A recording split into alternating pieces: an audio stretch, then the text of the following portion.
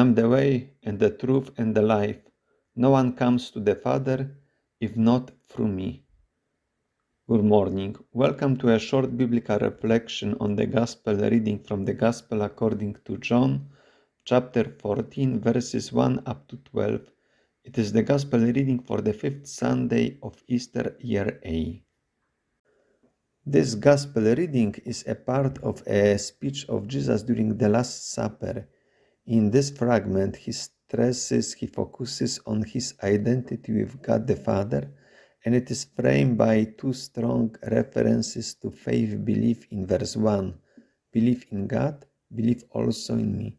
In verse 11, believe me that I am the Father and the Father is in me. But if not, believe because of the works themselves. Now we read in verse 2, in my Father's house there are many dwelling places. And the following phrase is a question. If not, would I have told you that I am departing to prepare a place for you? And an affirmative statement in verse 3 and 4. And if I depart and prepare a place for you, I will come again and I will take you to myself, so that where I am, there you may also be. And where I am going, you know the way. There is one verb which I translated, I'm departing in two places. I'm departing to prepare a place for you, and if I depart and prepare a place for you. Many translate it in general sense, I'm going or I go, but a synonymous verb appears later on and also already in verse 4, where I am going, you know the way, but it's a different verb. So in order to distinguish those two verbs, I translated in different way. Now in verse 4, we have this verb translated here to know, which implies a knowledge because of an ability to see something.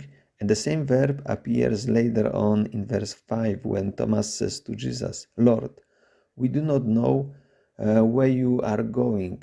How can we know the way? And Jesus answers him, I'm the way, the truth, and the life. No one comes to the Father if not through me. In verse 7, and if you know me, also you will know my Father. From now on, you know him and you have seen him. Here we have another verb referring to knowledge, which also could be translated in a sense come to know, in order to distinguish from the preceding one in verses 4 and 5. But also would be also more generic. So the condition which is stated here for Thomas, that if Thomas were able to know Jesus, then consequently he will know the Father because he sees the Father in him. And then to Philip, also Jesus answers when he states, Lord, show us the Father and it will be sufficient for us. Place also on this knowledge and seeing, that one which I mentioned already concerning verse 4 and 5 implies that knowledge when Jesus says, where I'm going, you know the way, because it implies that knowledge, that visible knowledge, seeing Jesus, they were able to see God the Father. And therefore to Philip he says, and you still do not know me? Whoever sees me sees the Father. How can you say, show me the Father? And it concludes with another reference to departing at the end after the statement that the one who believes in me will also do the works that I do and will do greater works. And it is because of Jesus departing to the Father. So Jesus is mentioning and stressing his departing at the beginning as well at the end. I would like to wish you a nice day, a nice reflection on this gospel reading. God bless you.